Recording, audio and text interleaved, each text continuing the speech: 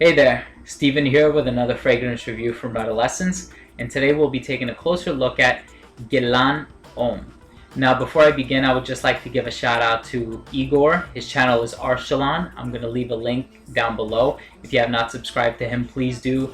He's a great guy, one of the most refined noses in the YouTube fragrance community, and big thanks, man, for everything you've done for me. He's helped me get acquainted with the YouTube fragrance community, gave me a lot of exposure, and a thank you to just everyone in the fragrance community. I mean, you guys have given me a very warm welcome and taken me in with open arms, so thank you for everything you've done. This is a very nice fragrance. I'm sure most of you are familiar with Guerlain.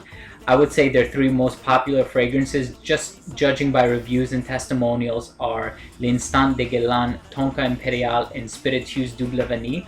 Now this is a fragrance that, in my opinion, tends to go overlooked or underappreciated, and I think that's because people are expecting a lot more out of it than it actually delivers. The perfumes behind this particular fragrance are, and this was a collaborative effort, are Sylvain Delacourt and Thierry Wasser, who's also responsible for many other of Guerlain's fragrances, one of them being Tonka Imperial. Now, if I had to describe the smell of this fragrance in one word, it would be mojito. This is one that smells a lot like a mojito, but the vetiver in this fragrance is much more pronounced than the mint and the lime. So I think many times that tends to go overlooked and unnoticed. I actually let my girlfriend smell this one, and I asked her, so what do you get out of that? And she goes, well, it smells very woody and it smells very minty. And she was right, because this is classified as a woody aromatic fragrance. But when I told her, well, this is one whose smell has been compared a lot to that of a mojito, she replies, well, if you didn't say anything, I wouldn't have noticed it, but now that you mention it, I definitely do get a mojito vibe. And that's why I think this one is very refined, and that's a quality that you would expect out of a Guerlain fragrance. So even though this is a fragrance that's targeted toward a younger crowd, it's still very refined, very mature, very sophisticated, and you could wear it to a wide variety of occasions. Now, the notes behind this particular fragrance are lime, mint, bergamot, so it does have a citrusy feel right off the bat. You have cedar, vetiver. I don't think there's necessarily a mojito chord, just a combination of those ingredients make it feel or smell like a mojito. You have rum and you have geranium, so very light floral hint. This is a very nice fragrance. I think the presentation of it is very refined as well. Everything from the green liquid to the smell itself definitely satisfies that theme. But I think it's misrepresented in a sense. If anyone has seen the advertisement for this video, it's a young, naked man drinking water out of a swamp surrounded by a bunch of other animals. And I think that's a very misrepresented picture of this fragrance, because I think something a little more appropriate would have been a young man clothed in a shirt and tie, sitting at a bar with perhaps a woman's arm around his shoulder. Because it's certainly a compliment getter. I've gotten a lot of attention wearing this one, and it's fared really, really well in public when I've worn this. I've gotten a lot of compliments. People have told me I smell very nice. People have, gotten closer to me when I was smelling this.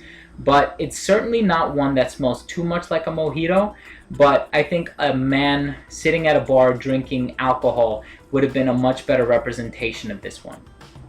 Now, in terms of the rating, for uniqueness, I gave it a 7 out of 10.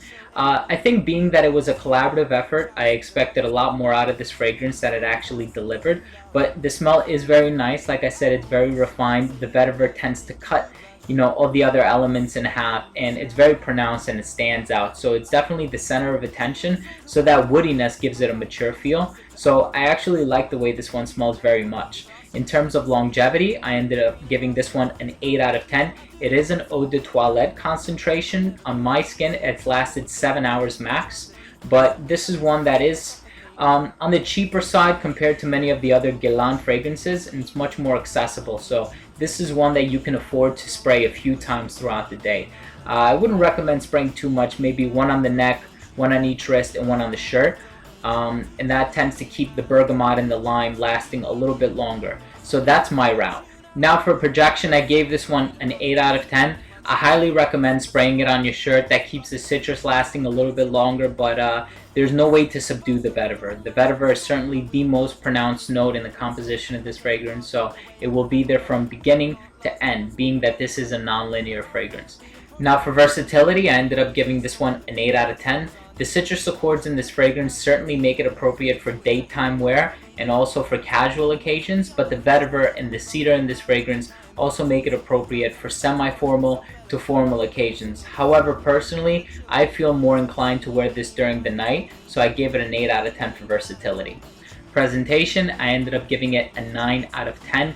It's a very nice bottle, it's a very nice box. As you can tell, it has Guerlain written across the front. It's embossed in there, and then on the cap you have their logo. Now the cap clicks into place, so I feel comfortable lifting it up from the cap knowing that it won't fall or that it won't drop. So it's very portable. I feel comfortable traveling with it, knowing that it's not going to come apart, and being that the atomizer itself is shaped like an oval, this is a cap that won't swivel, so it stays in place, and that gives me a little bit of confidence when I'm traveling with it.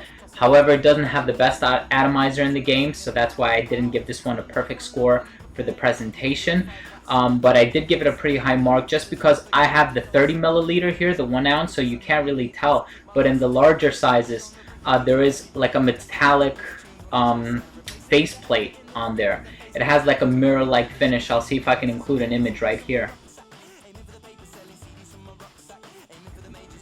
So very nice presentation, and I ended up giving this one an overall mark of 40 out of 50. So there you have it. Thanks very much for watching. As always, please don't forget to comment, rate, subscribe. Stay tuned. I have more reviews coming out soon. Thank you for watching. This has been Steven with another fragrance review from Redolessence.